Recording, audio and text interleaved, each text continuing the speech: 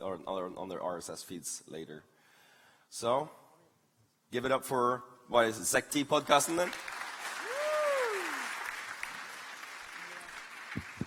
All right, good morning, Sekt. I hope you guys are feeling better than I am. Or me. Had too much sleep, but I hope you're ready for this podcast extravaganza. To kick this off, I'm just going to introduce the panel. My name is Johan Rudberg-Möller, and with me I have Jesper. Yes. And we have Peter. That's me. Matthias. Hi there. Rickard. Hello there. And Phoenix. Hello. So Matthias, why don't you let us know what we'll be doing on stage today? Firstly, I think that since some of you actually know who the kerhetspodcasten crew is, we could skip introducing ourselves, but we need more information about Phoenix, I think. Who are you? So, I'm a guy that spoke at a conference yesterday, right? Ah, okay. How was you? Yeah, I do a podcast. I started off with really good intentions of doing a show once a week. That lasted all of about 3 months, and then we were re-nicknamed Phoenix Tech whenever. It kind of is our motto. So yeah, we are involved in tech and do podcasts and do panels and interviews and all of that good stuff. But yeah, that's me. Okay, cool. So last night when we were, or perhaps even yesterday, we were planning this, we thought that perhaps we should involve the crew at, or the visitors at Sekt and ask them to ask us some questions. And we launched a Twitter hashtag, and we got a huge response. Huge response. That was like Yeah. two answers. We got 2 questions. 2 submissions, so now we're going to talk about those. But since we're 6 of us, I think that 2 questions in 40 minutes, that's plenty. That might be one too many, actually. It could be. But in case we run out of questions, just raise your hand and we'll get you a microphone and you'll be able to ask questions live. Sorry, you guys that are on the live feed, you'll have to tweet us. Okay, the first question is from Martin L. Fellman, Twitter name mlaudi. And he has a question actually regarding your presentation yesterday, Phoenix. It's post-moral moment. What could or should the security community do to counter the evil uses of research findings? Well, since you're an expert on the subject, Phoenix, what's your opinion? I think it's interesting because, am I right in thinking that the question says illegal use of research? I think it was Evil. Evil. Or Yeah. evil. Yeah, we should. Probably illegal. We should all become carpenters and plumbers and stuff like this, right? The world would be a safer place. It'd all be good. But yeah, I mean, it's an interesting problem, right? Because technology requires innovation. This is part of what we do. But yeah, we're not always in control of where that innovation goes. So yeah, it is down to us. It's down to security professionals and practitioners to have at least somewhat of control over what we do. It's not all just about let's do something cool, because as I said yesterday, it's not partying in the desert anymore. There's stuff to do, and the stuff that we do has an impact. I know that people find offensive research, attack research to be sexy, and I can understand that. Edit this as well. Yeah, fuck you. He's the killer of seals, right? But, we have a real brand problem. Full spectrum cyber. Yeah. We have a brand problem in security, right, where offensive security is cool and defensive security is boring, which is really not the case. It's not real. Defense is actually really, really cool. And, if we spent as much time and as much resources on defense as we did on attack, the world would be a better place, right? We'd be in your mother would be able to use PGP by now, right? Right. So, yeah, I mean, that's my views on it. The beginning views on it. But what do you guys think about it? Well, we actually had an episode about this when we discussed the moral issues of vulnerability research and what that research can be used for. And I think it was kind of a hung jury because, I mean, some of us, and the discussion continued after the podcast, where some of us thought that it was completely okay to sell exploits, and other of us considered this to be, well, somewhat immoral, because even though the use may be justifiable in the legal sense, because it's used for countering crime and so on and so forth, I think it was still there's this doubt that all governments have a common sense. I mean, common sense is not very common, really. So, especially not in governments. no. But as long as our research is open to some extent, we share our results, we can't really be expected to control what people then do with that research. I mean, people will be evil whether we like it or not. So we could either stop researching new vulnerabilities or not disclose our findings, which is not a good way to go either. No, but I still think it's a matter of being ultra responsible and Ultra responsible disclosure. yeah. I mean, it's about giving the industry some time. On the other hand, you need to put pressure on them, because otherwise, speaking from experience, they won't fix that security vulnerability. Yeah, I say ultra responsible disclosure. That's a way forward when you come to finding vulnerabilities and disclosing them to the vendors. But what about exploit development? Could you sort of morally defend exploit development in any scenario? Do you mean as a business model? Whatever. Let's say you do it for free. Let's not talk about the money. You find a vulnerability, you produce an exploit, and then you give it to someone. Let's say for the easy case is like, okay, you actually work for the government or the law enforcement, the local law enforcement agency, and you develop an exploit for them to be able to intercept communication from organized crime. That seems like a pretty moral, good way to go, right? So, the interesting part, the beginning part of your kind of statement was, let's forget about the money. Yeah. And the problem is that money rules the world around me, right? Yeah, of course. And the people that are advising governments have a vested interest in advising on offensive measures, right? That we have, you take road safety advice from car manufacturers, right? You take security advice from weapon manufacturers, right? It's like polar bears voting for no carbon emissions, right? They're not going to turn around and say the world is safe. By the way, can we just have the 50 billion for nothing? Yeah. When we come to cyber warfare, I'm totally with you. But let's go for an easier and more down-to-earth example, like law enforcement agency needing tools to counter the advanced criminals in our society. But they've always had tools. They've always had comparison tools. They've intercepted mails. They've intercepted telephone communications. They've intercepted wires, radio transmissions. If we look throughout history, they've been at the forefront of intercept, whatever the intercept is. Yeah, but let's say me and my guys in the terrorist cell, kerhetspodcasten, we use iMessage. Then you're one of the smart ones, right? Yeah, exactly. And now they want to sort of, the local law enforcement wants to get a hold of our communications. And without a good tool to crack the latest iPhone, they won't get a hold of our information. No, they'd have to give Apple a call. Yeah, let's say Apple is one of the good guys, just for argument's sake. So what my angle is there a valid and morally okay scenario where exploit development is okay? So you're asking if the ends justify the means? To some extent, yeah, depends to on what you want to do, degree, what you want to use the we have exploit a for. question. Mics.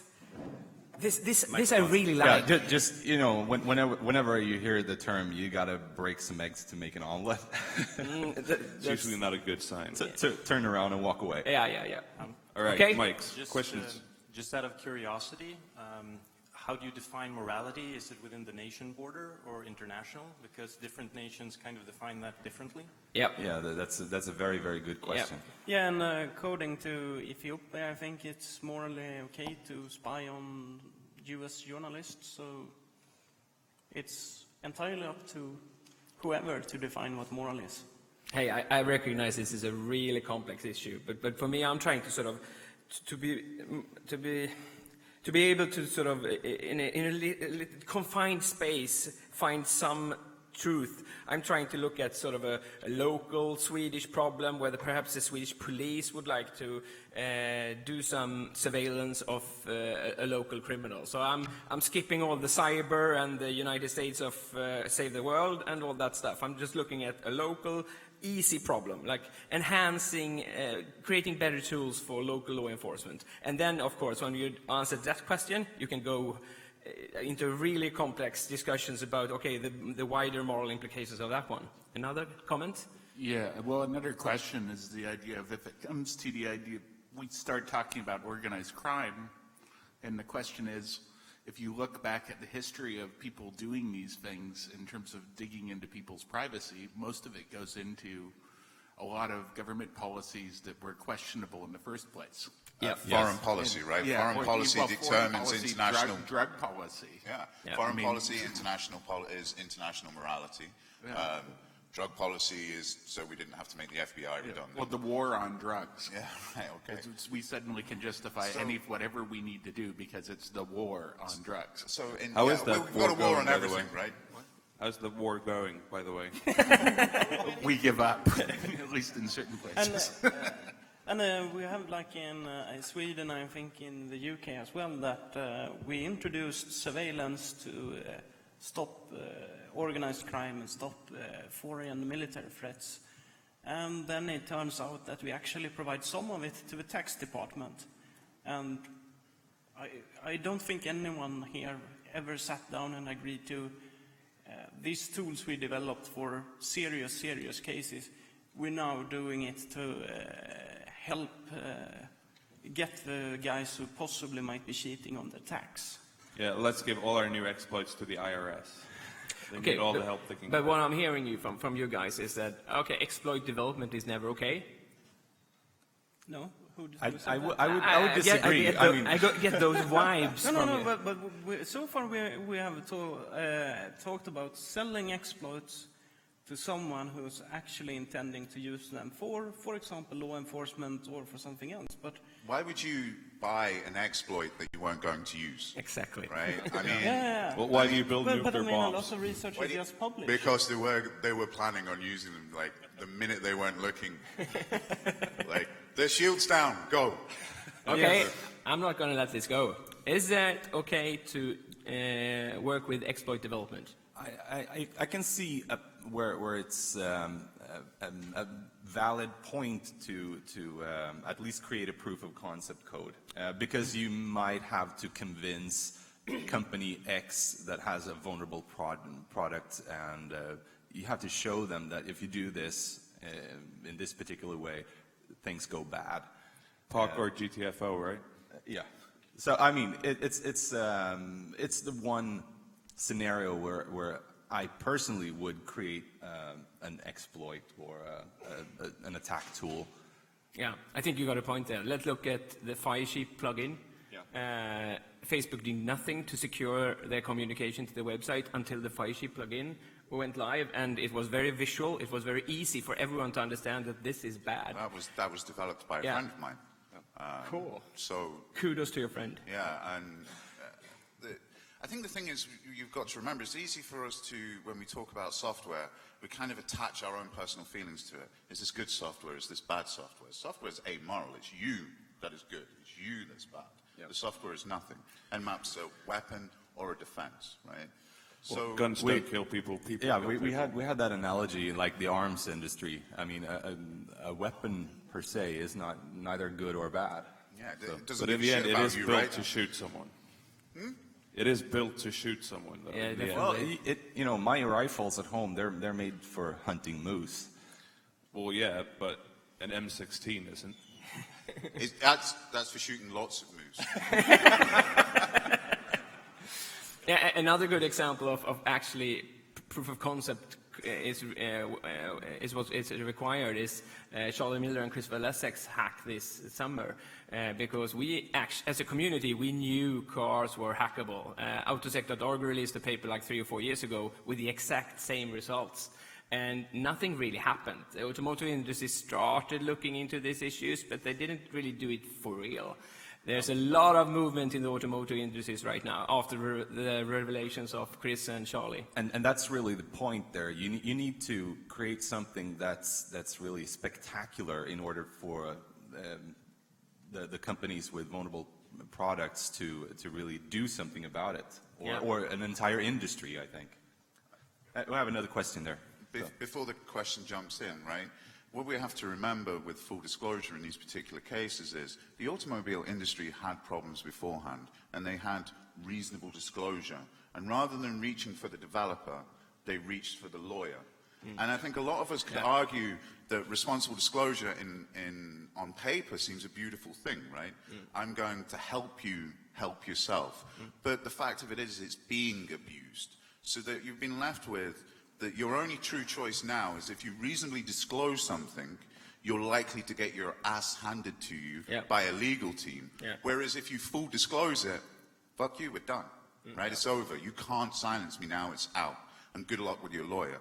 And it's a shame because it shows you how a process that we came up with as a community to make things better was abused by a legal structure. And now, literally, we have to say, you know what, we fuck you harder. That's what we're going to do. Right? So it's a shaming process, right? It's moral shaming people. Yeah. But we're the bad guys for it now as well, right? But that, I mean, I can really relate to that because in fairly recent, not so recent, really, situation, I discovered a vulnerability in a product and talked to the company about this and showed them that this is really bad. You need to do something about it. And I was served with a very long letter from their lawyers telling me, you know, what they would do to us if this came out. So you're going to get medieval on your ass, right? Yes. What was the question? Well, this is sort of. I'll start off by saying free Kevin. But the thing about it is. But the thing about it is that's part of, I ended up moving to Sweden about 5 years ago, and part of my decision about it is if I'm ever going to do security, I didn't want to do it in the United States because of the possibility of getting thrown in jail or getting sued into nothingness. And it's interesting because I had a discussion group that I have to remain nameless on that was a bunch of people talking about Internet of Things and connected devices. And I was tossing in the fact that we really needed to worry about the security and building a security standard for IoT devices. Yeah. And it was funny because one of the things I brought up was the Malaysian flight. And the person immediately jumped on me and said, "You're absolutely fucking crazy. There's no way that a plane can get hacked, and this is crap." And this is about 7 or 8 months ago. And so a few weeks ago, we had the person arrested in the United States for hacking the plane. Oh, yeah. And I immediately had to send the article to him and say, okay, so they just arrested somebody for this. Well, to be fair, he wasn't arrested. I mean, it's he was questioned, detained at the airport, right? You're talking about Chris Roberts, right? Yeah, and United. Yeah. So this is a great InfoSec drama where the InfoSec community spins things something chronic. Chris Roberts did passive sniffing on a plane, right? Allegedly, sorry, Chris, right? Allegedly, right? But this is man hacks plane and fly sideways, right? Because it sells. Full spectrum cyber. Back to the spectacular. I mean, people forget that the dude was actually on the plane. How much do you love your research enough to kill yourself on a plane, right? But the way that people are talking, he recklessly endangered lives. Yes, his, right? We jump to conclusions about this. It's interesting that you look at the Malaysian Airlines and think, hack. I've never made that I'm not saying I'm just saying if there's a possibility. Yeah, I mean, of course it is. What's interesting in security is we are a self-fulfilling prophecy in its own right.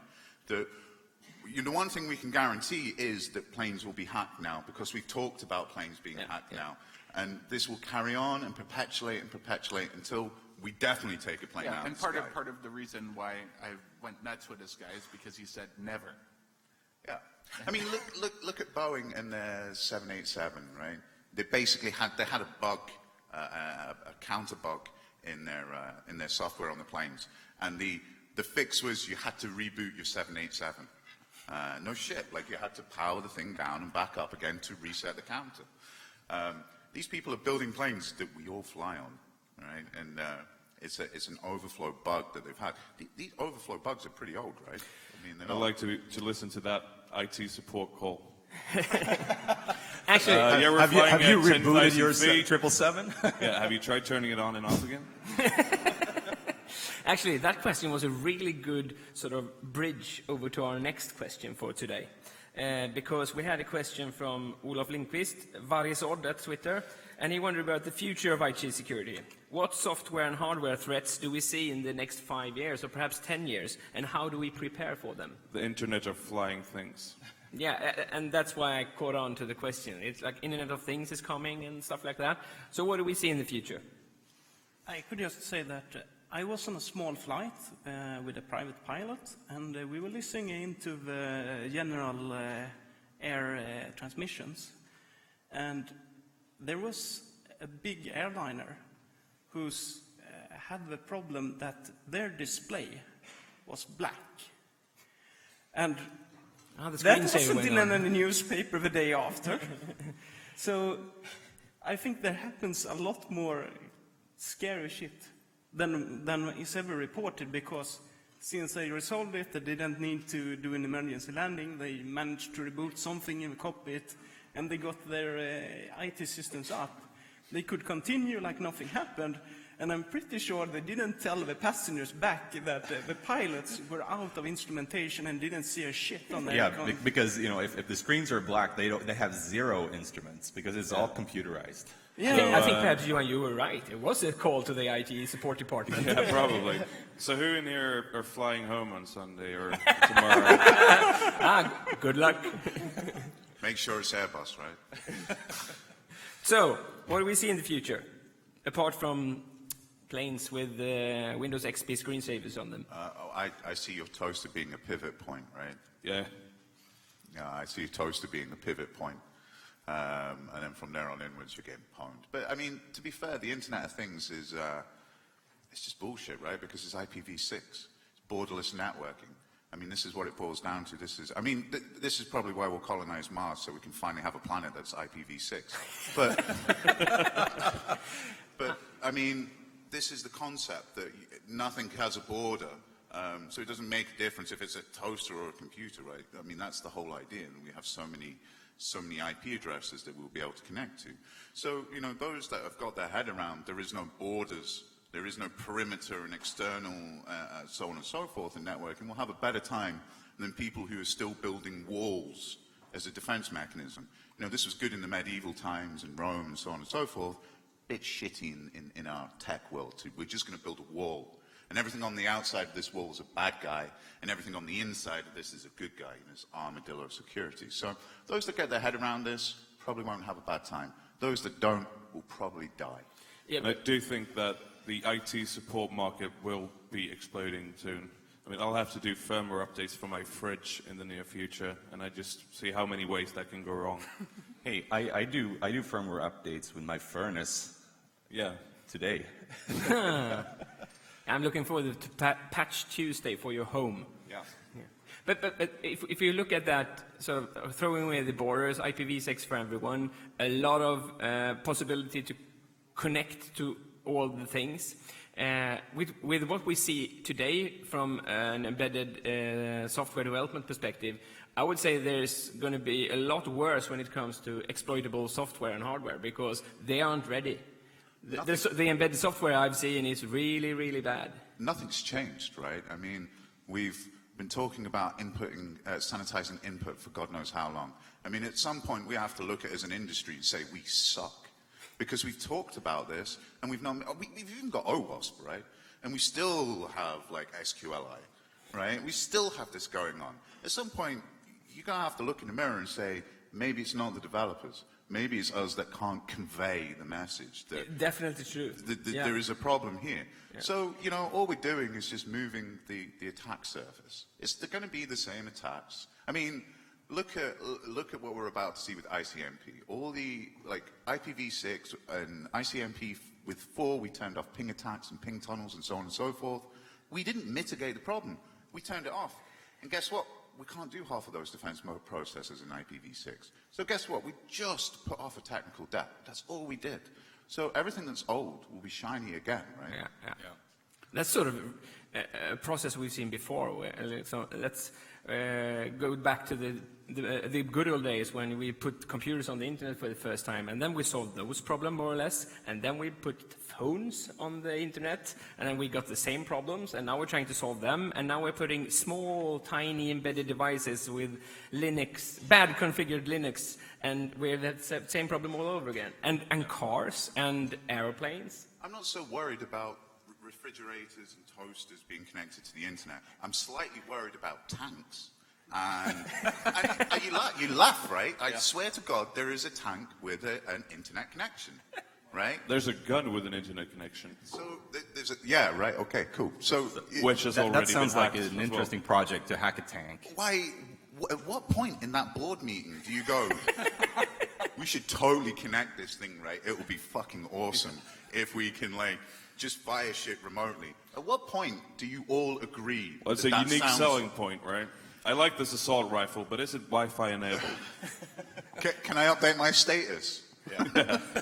And to connect back to yesterday's presentation, they talked about security issues in the FIs, the physical internet, and the NCC group published a month or so ago attacks where they attack the DAB radio and attack cars and own the infotainment systems over the radio. Yeah. So we're actually, in exception to the attack surfaces we're intentionally putting there, we also got unintentional attack surface there. Inadvertently intentional attack surface. introducing I like new that attack vectors, and that's pretty awesome. We actually have an episode on odd attack vectors. Yeah. It's really old program, so we should probably do a new one. An update. Yeah, I think there's been a few more surfaces since we've recorded that one. Definitely. Yeah. Actually, I just felt that hacking cars is sort of getting old. Tanks? You're like Tanks? You're like the epitaph of retro hacker there. I mean, hacking cars is pretty cool, right? But that's so like 6 months ago. So like August. Having segways. Or I like anything. the original when we hacked submarines, right? That's cool. Yeah. I'm going for tanks next. And I think it's a funny, but when we saw Terminator 3, we all thought that was a stupid, sucky movie. And You saw Terminator 3? yeah, and it was so unrealistic with all the He was the other all one, the right? cars being hacked remotely and starting to attack the humans. And now it doesn't feel so remote anymore. Well, yeah, life imitating art. So Yeah. just look at Star Trek for that, right? We can What's blame it- Kirk and Picard. What's that other movie where the trucks sort of attack humans? Is it Transformers. Maximum Overdrive or something like that? I think it's a Stephen King movie or something, right? Yeah. Yeah. Yeah, I'm seeing that future. I think that book was written during Stephen King's cocaine years. So, anything else? If we were looking like 10 years, do we have a question? I think we have a question from the yeah, audience yeah. here. One question. When we look at the general trends through recent years, we see that there's been a shift from general computing towards locked-in devices on iPads and stuff like that. And the sophistication level of how these devices are locked is increasing all the time, and it gets more difficult to break. There are HSM chips and everything. So what do you think about the future in that sense? Will there be an iPad that won't be jailbroken? And what are the consequences of this trend? Well, everything can get hacked. But as you say, it's been more and more difficult to actually jailbreak an iDevice. And there are fewer and fewer exploit developers that have the competencies to be able to exploit those. I don't think we will ever see an unhackable device, but perhaps it will be that hard that there won't be any public ways to jailbreak a device. Well, it's cost benefit, right? Yeah. Nobody is interested in, let's say, no civilian will be interested in paying that much money to develop an exploit for. What I would say So- to this, right, is that remember that we used to have this kind of mantra that the only safe computer was a disconnected computer. Do you remember when we had this as a mindset, air gap all the things? And then the fuckers went and fucked that too.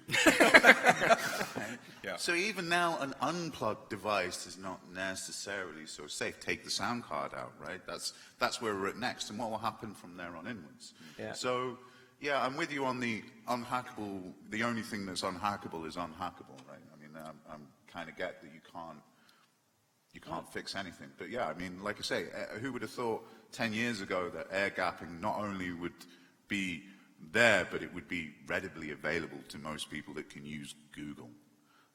It's mind-blowing in some the ways. stuff about sort of malicious firmware in hard drives and the malicious UEFI BIOS stuff. It scares the hell out of me.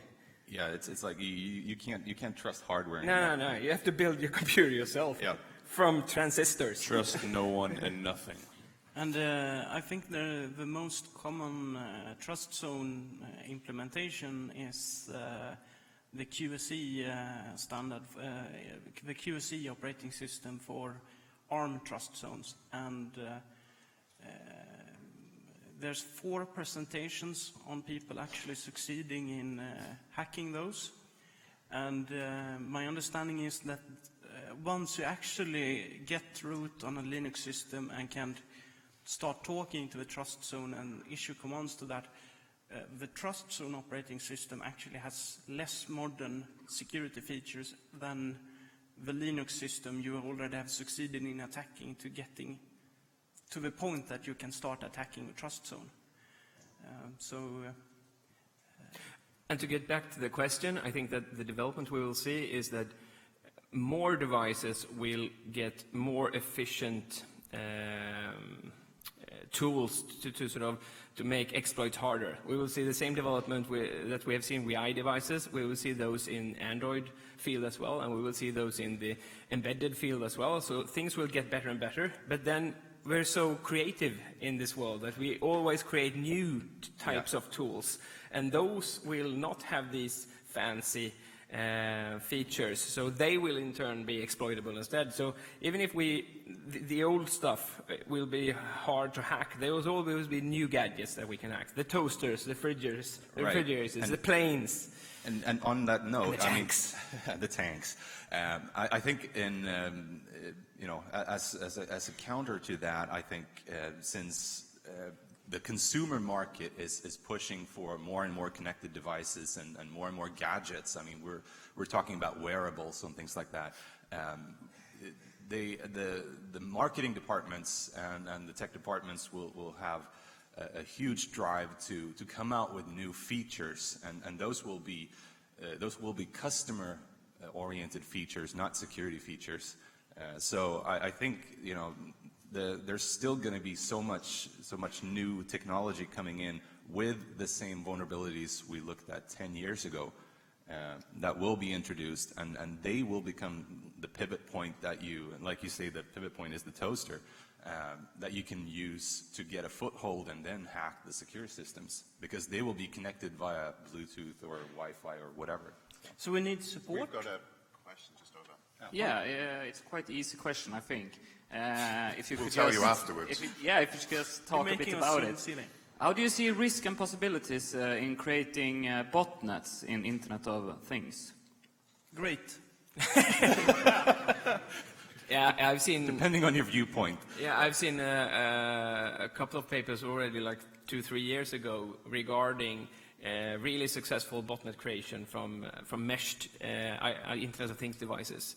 So yeah, I would say there are great possibilities. The more internet-connected things you have, So high to likely, right? Yeah. I would say very likely. Yeah.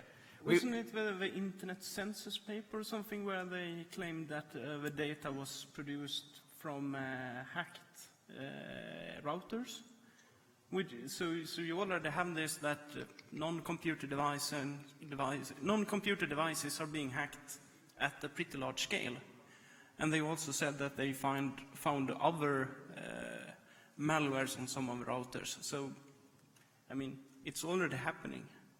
Yeah. Let's say Shodan is a really scary tool. Beautiful tool. So do we have any more questions from you lovely people in the audience? Don't be shy. We'll just point at you in a minute, right? Yeah, or are you still hungover from last night? Some of us on the stage are. A little bit. I've got a question for us all. We talked about this yesterday. Yeah. Jester, hero or villain?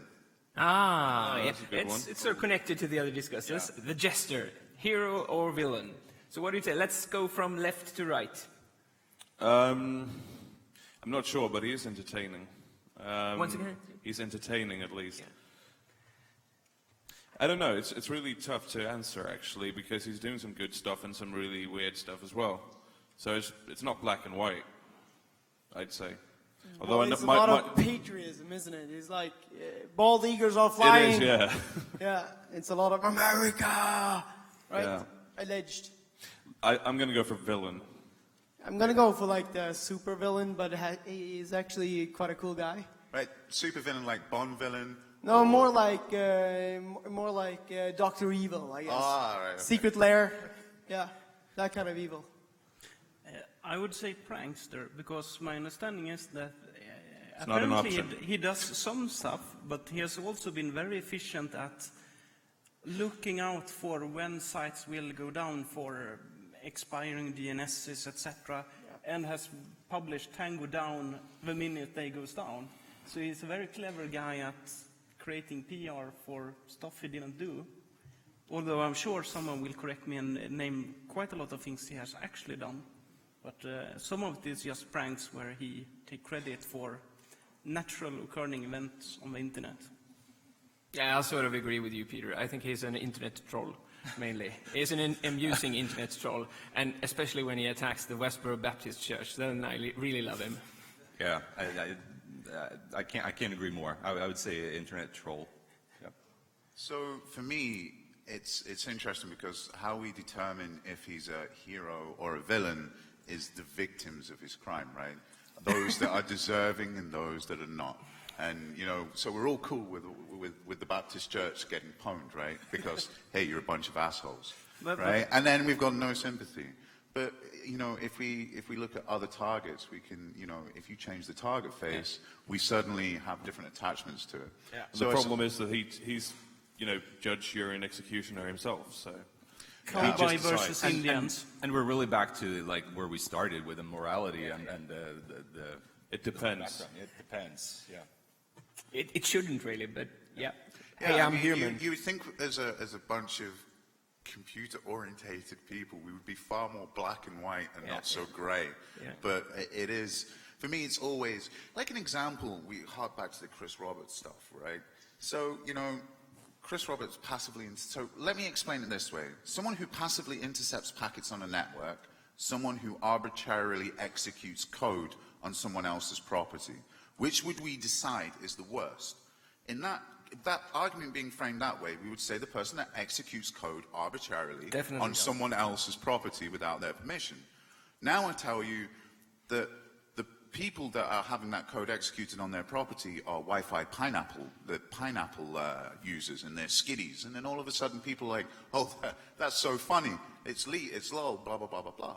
So the minute that we change the face of the victim is the minute that we change the crime. It's really interesting to kind of look at it in that context. And you know, kind of like the hacking back. I mean, is it okay to hack back? That's again, you know, who's on the other side of that system? Yeah, I mean, if you're throwing packets in vain, we'd like to think if you're throwing packets in vain, then all's fair and good, right? I mean, if you haven't thrown a packet in vain, then you're not hacking. But yeah, I mean, I'd agree.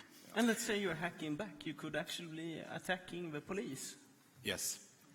And with that, yeah, I think it's we're time done. to wrap up, I think. Yeah. Yeah. It's time for a wrap. You go for that? Yeah. Well, it's been really great standing here talking in front of you all, even though I am terribly hungover. I hope you guys enjoyed it as much as we did on stage, I'm sure. And just to let you know, we do have some T-shirts up here on stage, so if you want them, I mean, there's not too many left, but run up here and grab one. You know, first come, first serve. And anything else, guys, we want to add? All right. I said this yesterday, but like you guys have been cool, but a big round of applause for the SecT volunteers for doing such a great job as well. Oh, yeah, Awesome really. conference. Bye, guys. All right.